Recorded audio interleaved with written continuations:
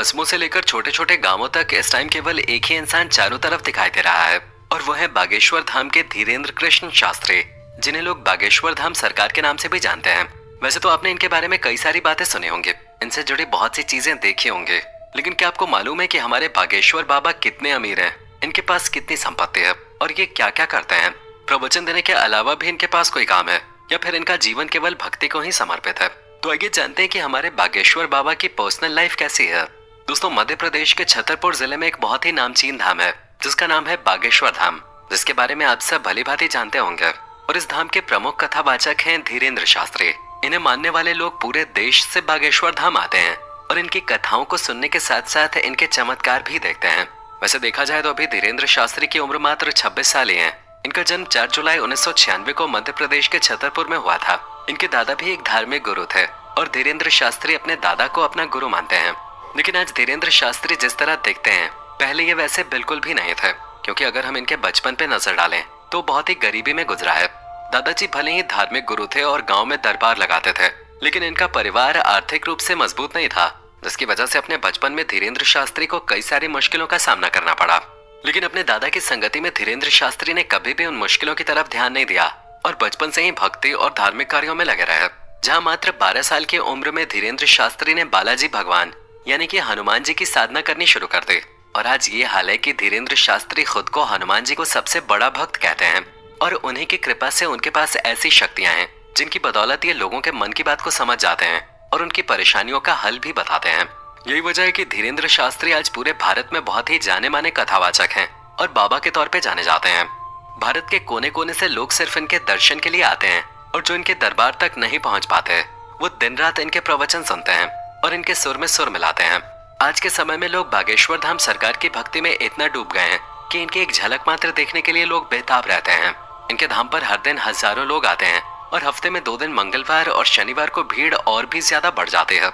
यही कारण है कि बागेश्वर धाम के आसपास की जितनी भी जमीनें छतरपुर में हैं, उनकी कीमत आज मुंबई दिल्ली जैसे शहरों से भी महंगी हो गई है, क्योंकि वो जमीनें बाबा के धाम के नजदीक हैं। और यही वजह है कि धीरेन्द्र शास्त्री जी के ऊपर बहुत सारी सरकारी जमीनों पर कब्जे के आरोप भी लग रहे हैं और इस तरह के कई सारे विवाद आजकल सामने आ रहे हैं। यहाँ तक कि धाम में आने वाले लोगों की संख्या इतनी ज्यादा हो गई है कि 1 से 1.5 लाख रुपए दुकानों का किराया पहुंच गया है। इन सब चीजों से बाबा बागेश्वर धाम सरकार को काफी ज्यादा फायदा होता है। तभी तो सूत्रों के मुताबिक बागेश्वर धाम सरकार यानी कि धीरेन्द्र शास्त्री की कुल संपत्ति 20 करोड़ से भी ज्यादा है। हो सकता है कि इनकी संपत्ति और भी ज्यादा हो और उसकी सबसे बड़ी वजह इनके भक्तों की बढ़ती संख्या है। धीरेन्द्र शास्त्री का असली काम कथावाचन करना है, जहाँ ये रामायण और महाभारत के किस्से सुनाकर अपने भक्तों को ईश्वर की भक्ति के लिए प्रोत्साहित करते हैं। और अपने इसी कथावाचन के लिए धीरेन्द्र शास्त्री देश के अलग अलग कोनों में, यहाँ तक कि विदेशों में जाकर कथा सुना चुके हैं और अपने शब्दों का जादू बिखेर चुके हैं। कहा जाता है कि जो कोई भी एक बार धीरेन्द्र शास्त्री की कथा सुन लेता है वो बार बार इनके धाम पहुंच जाता है, क्योंकि इनकी बातों में झलकती भक्ति और ईश्वर के लिए प्यार लोगों को अपनी तरफ आकर्षित कर लेता है। पर अब जाहिर सी बात है कि जब इतनी ऊंचाइयों को कोई छूता है तो उसे नीचा दिखाने वाले लोग भी सामने खड़े हो जाते हैं। और धीरेन्द्र शास्त्री तो इस वक्त फिल्मी हीरो से भी ज्यादा ट्रेंड कर रहे हैं। आए दिन कोई न कोई वीडियो यूट्यूब के ट्रेंडिंग पेज पे आ जाते हैं, तो कभी इनके वायरल वीडियोस देखकर लोग हैरत में पड़ जाते हैं। इसी वजह से धीरेन्द्र शास्त्री को सिक्योरिटी की भी खास जरूरत है, जो हर वक्त इनके आसपास मौजूद रहते हैं। वैसे तो कोई धीरेन्द्र शास्त्री के ऊपर वार नहीं करेगा, लेकिन अगर भूले भटके किसी की बुद्धि भ्रष्ट हो गई और उसने बाबा बागेश्वर धाम के ऊपर वार कर दिया तो सिक्योरिटी इनकी हिफाजत के लिए हमेशा खड़ी रहती है। वैसे दोस्तों, बाबा बागेश्वर धाम का कार कलेक्शन भी बहुत शानदार है। धीरेन्द्र शास्त्री के पास टोयोटा की बहुत ही शानदार और पॉपुलर एसयूवी फॉर्च्यूनर है। बाबा एसी से चलना पसंद करते हैं, लेकिन उसके अलावा भी उनके काफिले में कई सारी गाड़ियां शामिल हैं, जिसमें टाटा सफारी और इनोवा जैसी बेहतरीन गाड़ियां शामिल हैं। इतना ही नहीं, आज धीरेन्द्र शास्त्री इतना बड़ा नाम बन गए हैं कि उनकी सिक्योरिटी के लिए पुलिस की गाड़ियां भी हर समय तैनात रहती हैं। अब अगर हम बाबा धीरेन्द्र शास्त्री के घर की बात करें तो बचपन में उनका घर काफी छोटा था और कच्चा बना था। उसी कच्चे मकान में इन्होंने अपना पूरा जीवन बिताया, लेकिन अब इनका मकान पूरी तरह से पक्का हो चुका है। पर अभी भी इनका घर महलों की तरह नहीं है। इन्होंने काफी आलीशान घर बनवा लिया हो, जिसने शाहरुख खान के मन्नत और मुकेश अंबानी के एंटेलिया को फेल कर दिया हो। ऐसा नहीं है। अगर आप धीरेन्द्र शास्त्री का घर देखने जाएंगे तो इन्होंने अपने गांव में ही एक साधारण सा 2 मंजिला मकान बनवाया है, जिसे देखकर ऐसा बिल्कुल भी नहीं लगता कि ये उसी शख्स का घर है जिसके दरबार में बड़े बड़े सेलिब्रिटीज नाच गाना करते हो। लोग इनकी एक झलक पाने के लिए बेताब रहते हैं और ये चाहें तो किसी के भी मन की बात समझ जाते हैं। इस तरह के ताकतवर लोग अक्सर बड़े और आलीशान घरों में रहना पसंद करते हैं, लेकिन धीरेन्द्र शास्त्री ऐसे बिल्कुल भी नहीं है। वो अपने परिवार के साथ इसी घर में रहते हैं, लेकिन दिन के आधे से ज्यादा समय धीरेन्द्र शास्त्री बागेश्वर धाम में कथा वाचन करने में बिता देते हैं और महीने में कई बार तो इन्हें देश के अलग अलग हिस्सों में कथा वाचन करने के लिए जाना पड़ता है। यानी कि हमें और आपको इनका जीवन जितना आसान दिखता है उतना है नहीं। धीरेन्द्र शास्त्री को भारत का नंबर 1 कथावाचक बनने के लिए बहुत मेहनत करनी पड़ेगा।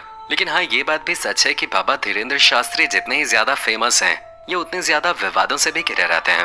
वैसे तो गैर हिंदू अक्सर इनके खिलाफ लोगों को गुमराह करने के मुकदमे दर्ज करवाते रहते हैं और बागेश्वर धाम के आसपास की जमीन को कब्जा करने के भी आरोप धीरेन्द्र शास्त्री पे काफी लंबे समय से लग रहे हैं, जिसके तहत ये कहा जा रहा है कि बाबा बागेश्वर धाम सरकार ने अपने धाम के पास की सारी जमीनों पे कब्जा कर रखा है।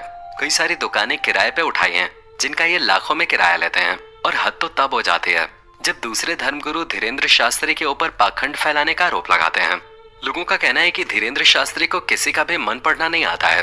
वो लोगों के बीच से अपने ही बैठे हुए लोगों को स्टेज पे बुलाते हैं ताकि धीरेन्द्र शास्त्री कागज पे जो कुछ भी ख्वाहिशें लिख रहे हो, लोग उसमें हाँ में हाँ मिलाते जाएं, जिससे भक्तों को लगे कि अरे धीरेन्द्र शास्त्री तो वाकई में लोगों का मन पढ़ लेते हैं। अब इस तरह के आरोपों के बारे में हम क्या ही बोलें, क्योंकि धीरेन्द्र शास्त्री कई बार मीडिया का पर्दाफाश कर चुके हैं, वो भी कई लोगों के सामने, क्योंकि वो भी सेम इसी तरह के विचार रखते थे कि धीरेन्द्र शास्त्री लोगों को बेवकूफ बना रहे हैं। धीरेन्द्र शास्त्री जितना विवादों में घिरे रहे उतने ही पॉपुलर होते चले गए। कई सारे बड़े बड़े नेता और अभिनेता धीरेन्द्र शास्त्री के पास इनसे मिलने के लिए आते रहते हैं, चाहे वो मध्य प्रदेश में कांग्रेस पार्टी के नेता हो या बीजेपी के नेता। यहाँ तक कि धीरेन्द्र शास्त्री के पास बड़े और आला अधिकारी भी आते रहते हैं। और एक बार तो मनोज तिवारी खुद बाबा के दरबार में जाकर इनका प्रवचन सुन चुके हैं। इतना ही नहीं, केंद्रीय मंत्री नितिन गडकरी जैसे बड़े नेता भी धीरेन्द्र शास्त्री के पास जा चुके हैं। लेकिन जब धीरेन्द्र शास्त्री नागपुर के एक धार्मिक कार्यक्रम में जाते हैं तो महाराष्ट्र की एक कमेटी ने अंधविश्वास और जादू टोना को बढ़ावा देने का आरोप इनके ऊपर लगाया और इन्हें चैलेंज किया कि अगर आप इतने ही शक्तिशाली हैं तो अपने चमत्कारों को हमें दिखाइए। अगर ये सही साबित हुए तो 30 लाख रुपए इनाम भी दिया जाएगा। लेकिन बाबा धीरेन्द्र शास्त्री ने ये चैलेंज एक्सेप्ट नहीं किया, जिसके बाद महाराष्ट्र के उस कमेटी के श्याम मानव ने धीरेन्द्र शास्त्री के खिलाफ पुलिस कार्रवाई की मांग की और कहा कि अगर पुलिस ने कार्रवाई नहीं की तो वो लोग आंदोलन करेंगे। हालांकि धीरेन्द्र शास्त्री का कहना है कि उन्होंने नहीं कोई जादू टोना किया है और न ही अंधविश्वास को बढ़ावा दिया है और न ही वो चैलेंज को छोड़कर वहां से भागे हैं, बल्कि वो तो पूरे 1 हफ्ते तक वहां पर रुके थे और उनके ऊपर लोग केवल पब्लिसिटी पाने के लिए आरोप लगा रहे हैं। और अगर देखा जाए तो उन्हें पब्लिसिटी मिल भी रही है। तभी तो न्यूज चैनल वगैरह में आजकल सिर्फ और सिर्फ इसी चैलेंज की बातें हो रही हैं, क्योंकि न्यूज चैनल वालों को भी पता है कि आज के टाइम में बागेश्वर धाम सरकार एक ब्रांड है, वो नाम है जिसको कहीं पे भी इस्तेमाल करके टीआरपी बटोरी जा सकते हैं, क्योंकि इनके भक्त तो इनसे जुड़ी खबरें देखते ही हैं, लेकिन जो लोग इनके खिलाफ हैं वो भी इनकी बातें सुनने में कोई कसर नहीं छोड़ते। वैसे आप बागेश्वर धाम सरकार के भक्त हैं या फिर आपको भी ये ढोंगी लगता है?